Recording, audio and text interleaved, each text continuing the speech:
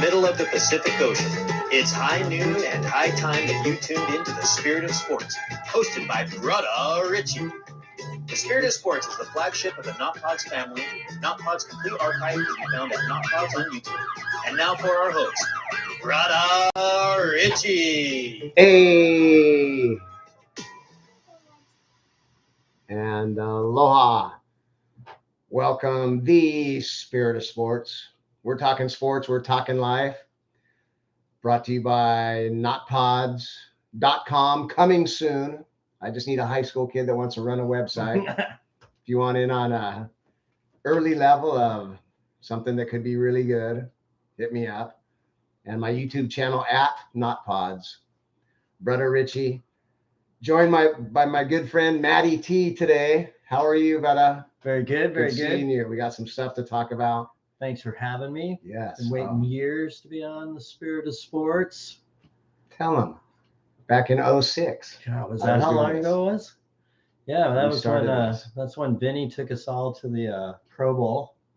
And then I got I knew Jimmy Mora was coaching the Falcons that year. So I called him and he goes, "Where are you at?" And I go, "I'm wearing my Barry Sanders jersey." So he runs up to the wall, hands me two and I fucked one of them up. On field passes. No, you got it. Vinny got us kicked off the field. I almost caught an errant pass from Michael Westbrook. It was like, and he caught it, dove out of bounds. I go, "Bro, the game hasn't even started yet." You were standing right on the sidelines during warmups. Oh yeah, during warmups. Yeah, and then some NFL officials saw Vinny walking around. Said, Jaeger Vinny? You're out of here, yeah. So anyway, you got to meet Michael Vick, right? Oh yeah. David Akers, Roy Williams, the safety. Nice. The the collar, what's it called? Yeah, the horse collar. Horse collar tackle. Originator. That was fun. It's somewhere in I have a bunch of Super 8 tapes from my stand-up comedy I did. Oh. And all those I got 20 guys, maybe 30, This is Vince Coleman. You're listening to the Spirit of Sports. That's so awesome. You got to put some of those on there for commercial breaks. Yeah, for sure. What are we talking about today? Well, NFL runs my shit. Yeah. So I'm kind of nervous for mid-February on. Might be more talking life than talking sports. Yeah, hockey. Hockey keeps it together. I can do that. I don't care about the NBA that much anymore. Cannot. My Pistons are 5-40, so it's not the bad boys anymore, man. No, it's not the same. But yeah, let's. We got some games tomorrow. We do. What are you picking? You got any picks? I do. And I hope, and I believe, I think Ravens cover. Yeah. I hope so. I didn't see what the spread was. I thought it was 4. 3.5 might have gone to 4. I thought I saw 4. Big draft king. Oh yes. I went 0 for 4 last week. Hey. Tried to pick some road dogs and got them all wrong. So I'm going to tell you this though. I did every single game this year. Home field. So versus the spread, the spread only comes into account about 12 to 14% of games. Yeah. So if you can just pick the winners, basically, you're doing good. Don't turn the ball over. Wow. 76% if you win the turnover battle. And the other huge one, and I don't understand it. If you run the ball 50-50, teams that win, this is 52% to 48%. If you're passing 63%, you lose. Well, it's common sense. It's, the run game, which I guess it just depends on who you have in the backfield. But running back, it's hard to keep those guys healthy now. Yeah, but they seem like they're a dime a dozen. Jerome Ford as a backup, but still, we could have ran the ball a little bit more this year. Yeah, I think everybody can. They abandon it if you're down 7, Yeah. Flacco threw it 54 times one game. Yeah. It's like, what are we doing? Yeah. And we had Nick. Being a Browns fan, it's tough. It's not easy. No. Yeah. If you think so.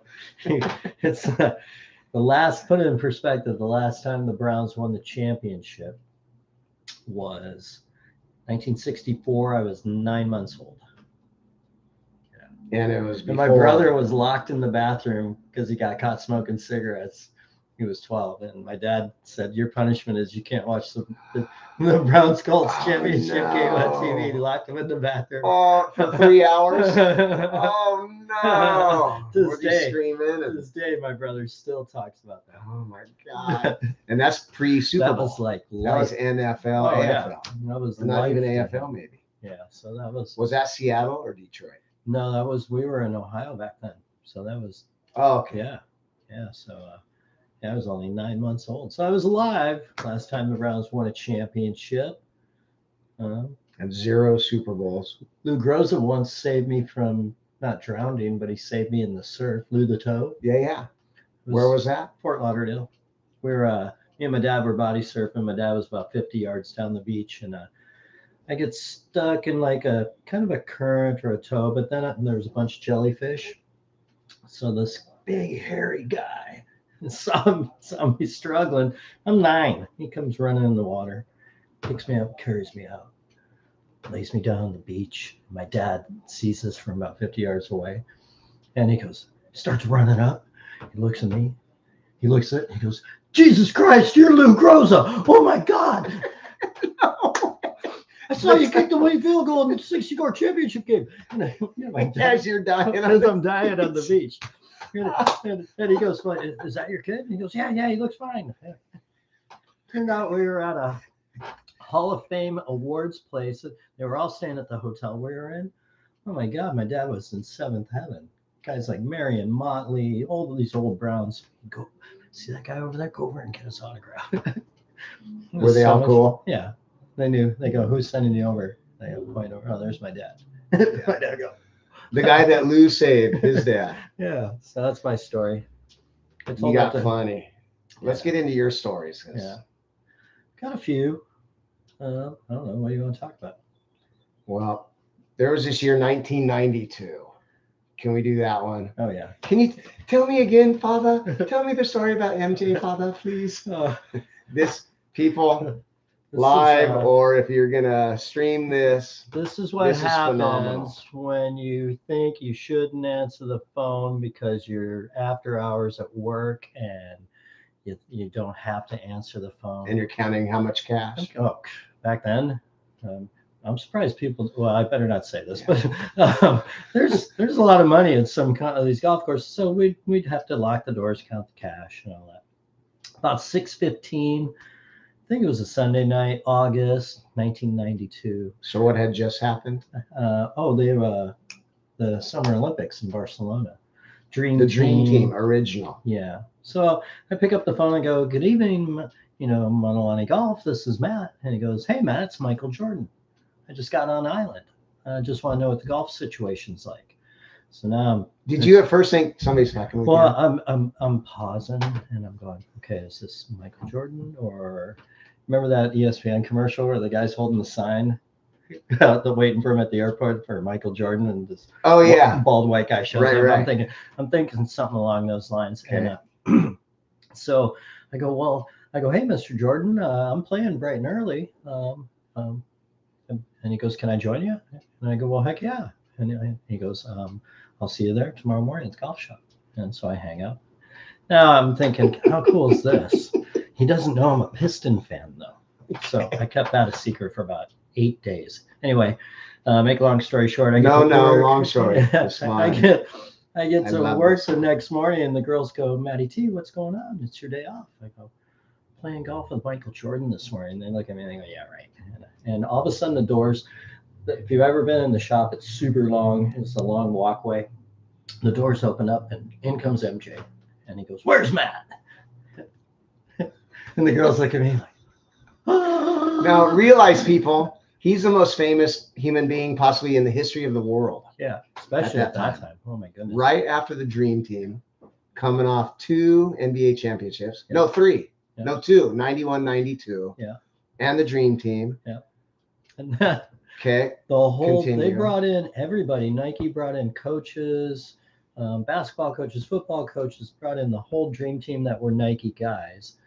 So David Robinson, of course, Charles Barkley, Charles crashed the game a few times, and I got to play golf with Cotton Fitzsimmons, old man Cotton. He was so great. But anyway, so me and Mike play 18 holes. I actually beat him. You have to give him 6 aside back then. He's a legitimate 6. But the more he started getting to play, the better Mike started getting to be. And we paid him. Every time you pay him some money, we had to sign it.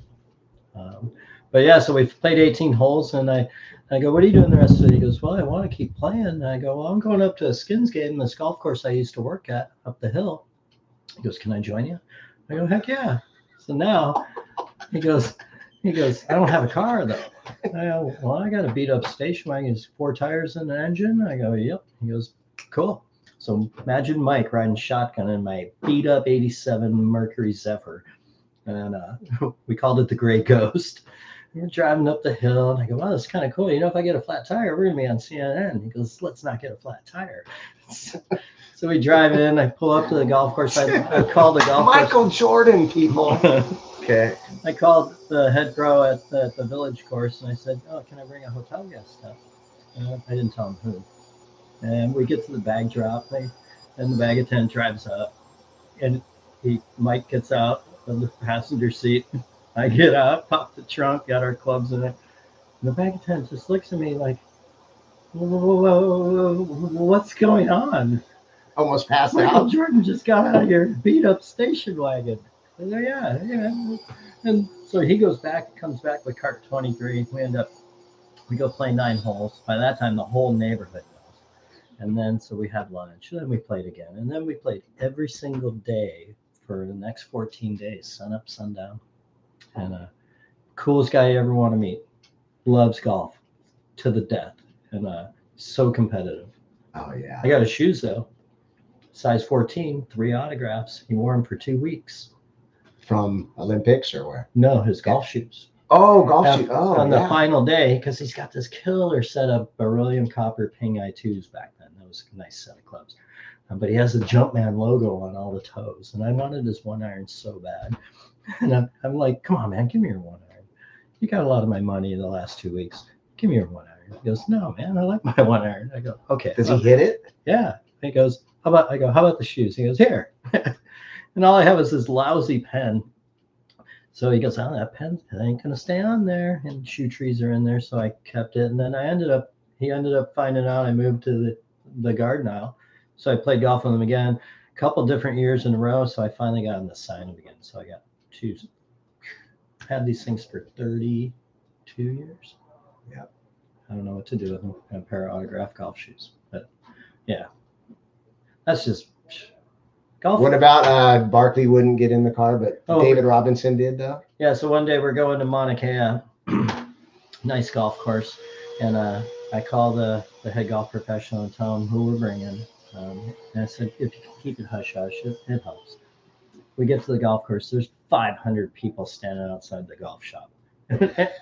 MJ looks, he goes, wow, way to keep it tight wraps on this. And I go, I swear to God, I told him anybody. Anyway, so we're trying to figure out on the way over first. So we were picking everybody up at the hotel. So you had Cotton Fitzsimmons, Charles Barkley, Michael, David Robinson. Was Boeheim?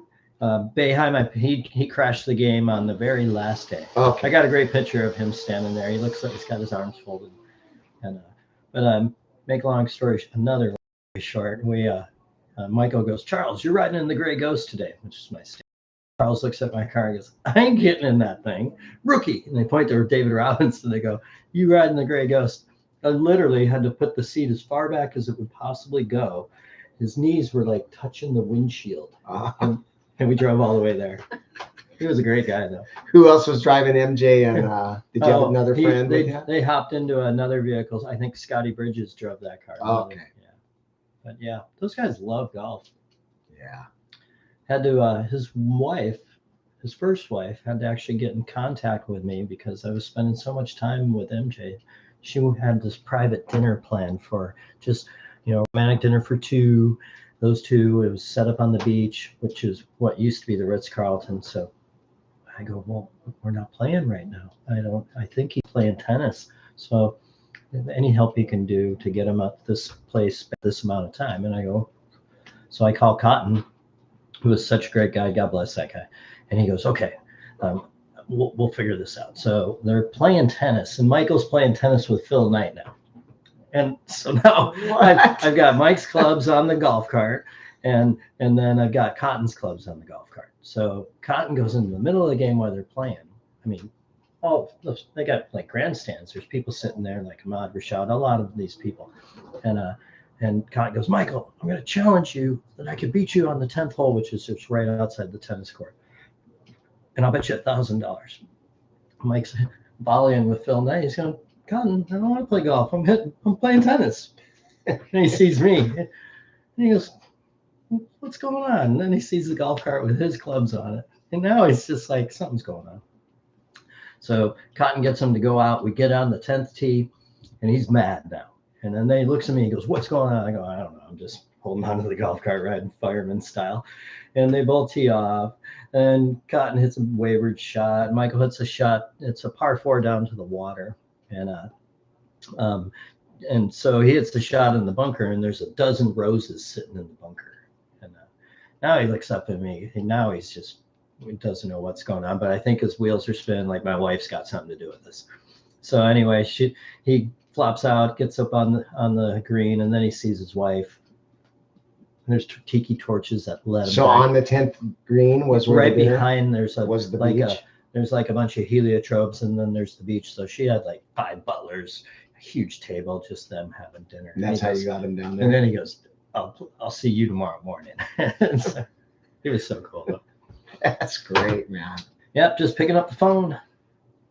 So pick up the phone, people. Yeah, make even sure if it's after hours. Phone, if it's after hours, you never know. Plus, you've many times said you would never answer that call. Oh, most of the time. I didn't have to. Right. It's called taking the extra step. Yeah, but how many times you didn't that you would have missed out on that? Probably. Didn't you just have there was something in the mama? Always there. That place was amazing. You walk in the morning and your lesson book would be full with, like I walked in one day and my lesson book said Spielberg every day. And I looked at the girls and go, really, what's the first name? They go, Steven. And I go, hello. So yeah, every morning Steven Spielberg show up for golf lessons. Wow. Was he cool? Yeah. Well, he told me, all that storms footage in Jurassic Park, that's all Aniki footage. Oh yeah. Yeah. Okay. He goes, yeah, we're filming this movie about dinosaurs on Kauai. And I go, really? All I know is you scared the living crap out of me in Jaws. And Duel, I said, and Duel, man, his eyes lit up. Oh, he's Duel? He did. That's his very first movie. Oh, Dennis Weaver in the car being chased by the oil tanker. And all the boots when he stops at the diner. Yeah. You can't tell which boots are which. That was Steven Spielberg's first movie, apparently. Wow. Bro, his eyes lit up. He was cool. On time every day. So I'm guessing no one's late on his set when you go there. Yeah. Wow. Who do you think tomorrow? Who we got? Please, Baltimore. Oh man, I can't. I'm sick of Casey. Yeah, I'm conflicted. But however, I hate the Ravens. The Art Modell. See, this is a hardcore Browns fan. Yeah. 95. Yeah, I think so, pretty sure. Probably the most hated man in Cleveland. Yeah. And then or Elway. Growing up in Detroit, I got to see a lot of Lions games. I would love to see the Lions get to the Super Bowl. Yeah. Be kind of cool. Oh, I think besides this little portion of the country, Lions fans, the whole country. Oh yeah, I hope underdog. I'm hoping so. Blue collar workers. Dan Campbell just changed a whole franchise. He was on the 0-16 team. He was. Yeah. And he played for the Cowboys a little bit. We got a coach that comes here every year, and he was on that team too. Plays golf every. What's his name? This is coach. I'm blanking. Since I don't check these guys in every day. Yeah. Yeah. But he used to work at the golf course right down the street. Oh, it's right here if you can read it. But got to play with Brian Sipe one day. Oh yeah. He had a good. Just throw it into Lake Erie. What are you doing, Mike Davis? Of course, being a Raider fan. I told him I broke my television during Red Right '88, and he goes, "Oh man, I'm sorry." No, that wasn't your fault. Kind of was. He told a great story though when we were playing, and I mentioned that I had met Ernest Spiner. He goes, "Oh man, he's got a good story," and because they're both known for maybe not all the stuff that got him there. So he goes, "Man, after I threw that pick, he goes, I knew I was supposed to go to New York the next day to accept the MVP." The league MVP, because he won it that year in 1980. He goes, I just didn't want to go. And but boy, what a great guy he was. Super humble. Sipe? Yeah, Brian Sipe. What's Ernest Biner's story? Oh, I was working down the street at Poipu Bay, and I was relieving the starter for lunch. And I'm looking at the tee sheet. It just says BYNER, and I'm thinking no big deal. And so they go, a Biner party's coming up. I go, instantly, what's first name on the, I'm calling back on the walkie-talkie. Great. What's first name? They go, Ernest. I go, really? You've ever been up the starter building up at Poipu Bay, when a cart's coming through that tube, the tunnel, it goes clack, clack. Yeah. So I hear that clack, clack. And I'm starting to look, and sure enough, 4 guys come up, and you can tell they're all football players, and they're all Washington Redskins players because they had just won the Super Bowl, I think, that year. And I go, hey, Mr. Biner, welcome to Poipu Bay. And he goes, hey, Matt. Sees my name tag. He goes, hey, Matt. He goes, where are you from? I go, Cleveland. He goes, oh, man, I'm so sorry. I go, bro, it wasn't your fault. Kind of was. You single-handedly carried us through that whole true. game. But yeah, at least he got one. 2 years in a row, though. The drive. Oh, the fumble, the drive. What was the other one? There was 3. Weren't we 3 out of 4 years almost going to the FC Championship game? The drive. Though. One of them was prevent defense. Prevent you from winning. Yeah, that's right. Still happens all the time. Yeah. So, you give somebody 30 seconds, they're going to go kick a field goal. Yeah. Except I'd hate to be an NFL kicker. Can you imagine? No. You're only as good as your last kick. Yeah. And you only have one job. You got the announcer jinx going on in the booth. He hasn't missed. He's 9 for 9. Yeah. He hasn't missed all year. Dude. One job. You never have to tackle or block or run sprints or catch a pass or break a tackle or get tackled. No, we actually had a good kicker this year in Hopkins in Cleveland. Yeah. And he got hurt. I don't know.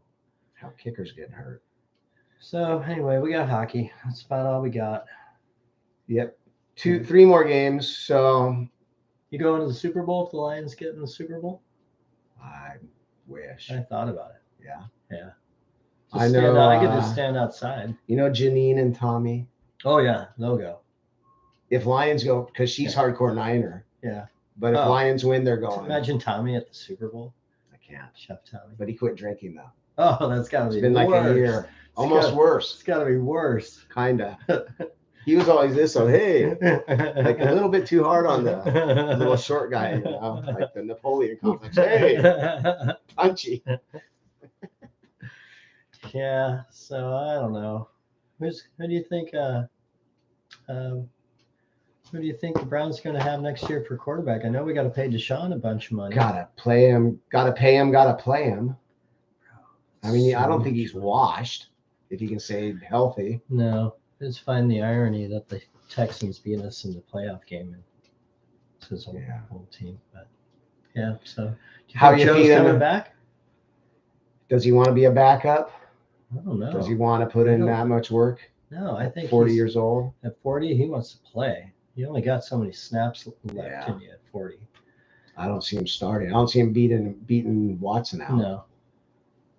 And how do you get him that much? I don't know money? where he's going to go. Got to be somebody that needs a quarterback. Yeah. How about Baker Mayfield? I wish he was still around. God bless that kid. Yeah. He endured himself to the city, and they just threw him away like a piece of garbage. I loved him.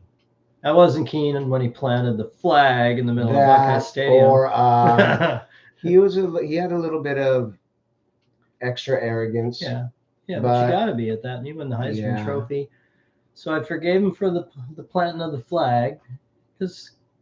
I mean, gosh, he did so much for the city of Cleveland, and they're just so impatient. Won a playoff game for the first time. Yeah. How long? Played good for the Bucs this year. Real good. Yeah. Earned a job. Yeah.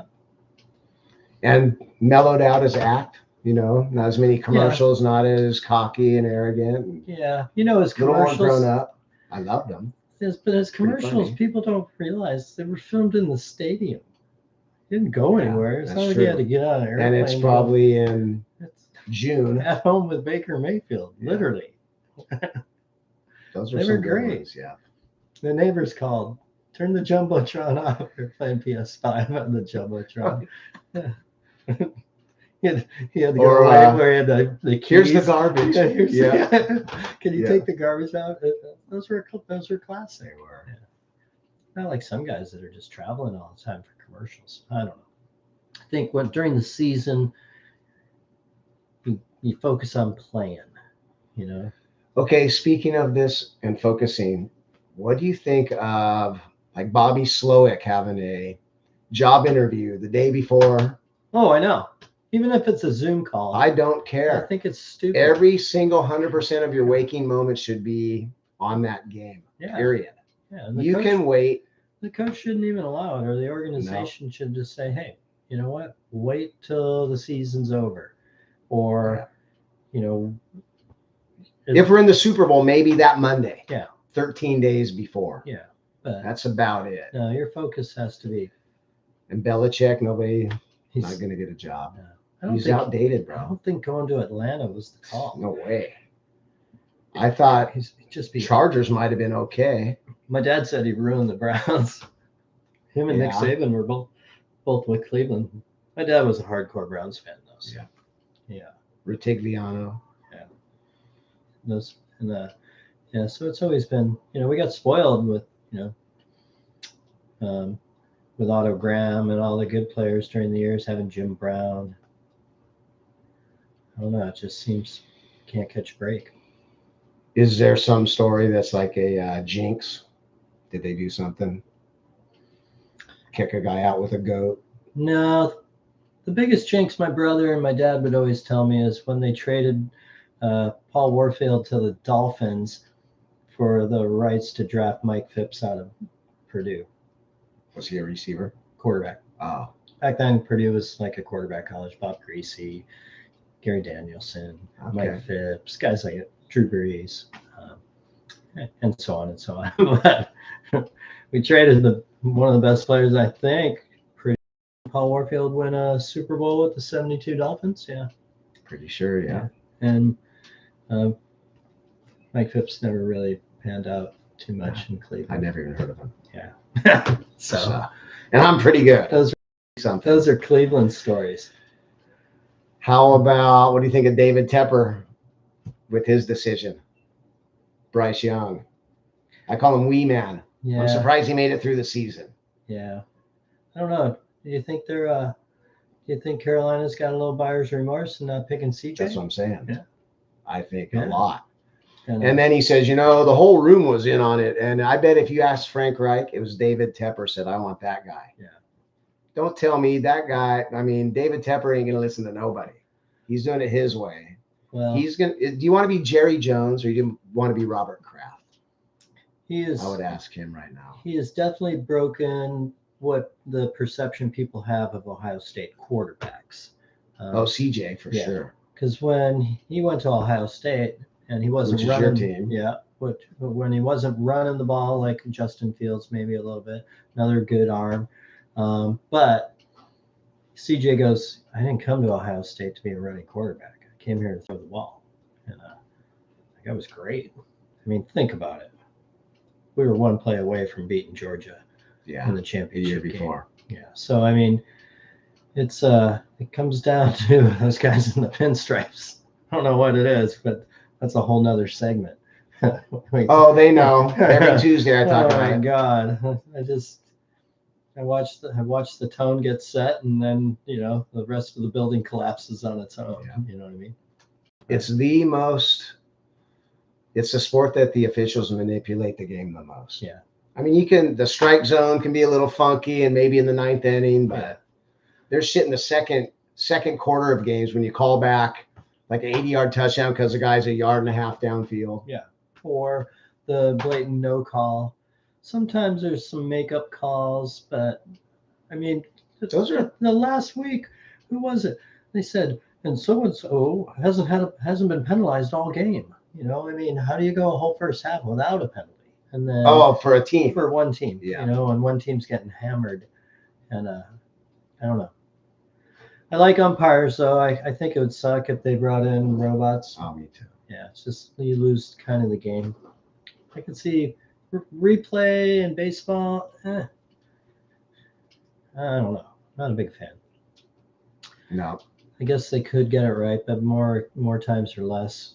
And it all comes down to this too. Guys drop wide open touchdowns. Guys hold. Guys fumble. Why do the officials have to be perfect?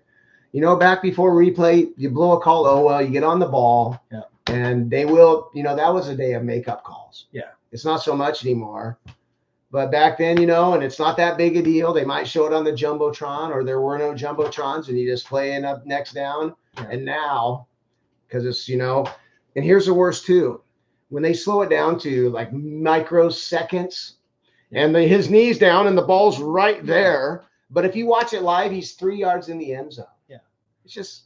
Well, it's like that touchback in the Buffalo game.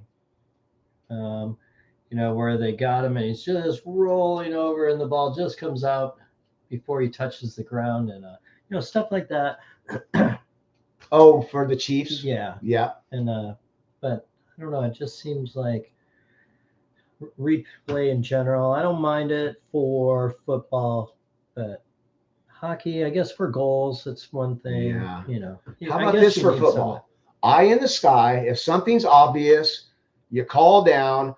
There's no reason that the official has to go under the hood and look at shit. He can have the thing in his ear. Okay, put it at the 42, second down with 12:48 on the clock. Yeah. And anything. Like the whole looking in through the hood thing. What's the reason? Why does he have to see it? Yeah. There's one guy or two or three. Maybe it's a 3-person panel and they vote. Well, I always wonder if they're seeing exactly what we see on TV, because they got cameras everywhere. That's true. You got them in the pylons. You got them. That's true. Up in the wires. You got them all over. But it's another way to just manipulate the outcome of the game too. Yeah. That's incontrovertible evidence is not so incontrovertible. No. Yeah. Well, let's hope for some good, clean games tomorrow. Clean. And who you got? Who you got? You like 7.5? Yeah. Yeah. Niners. Yeah. Is that what it is? I think so. I would take the Lions and the points. Me too. Yeah. And the Chiefs, what's 4? Ravens given 4? I think so. I'd take the 4 and run with Kansas City. Yeah. Yeah. Okay. $1. Okay. We'll frame it. Okay. It'll be right up here. Can't root for the Ravens. Sorry, Ravens. No, you can't. And I understand that. They wouldn't root for us. Remember Joe's on the green? High five, Kitty. High five, Kitty. Come on, Kitty. We'll put him right here. Yeah.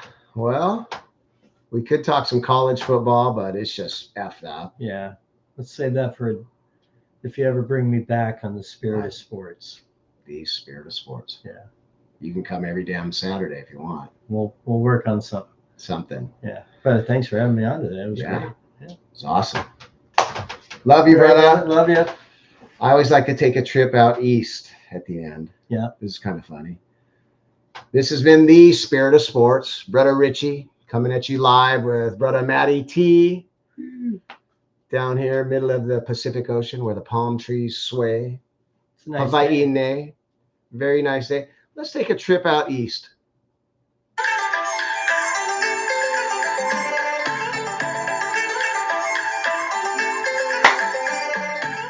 Thank you so much, people, for tuning in. We'll see this guy again soon.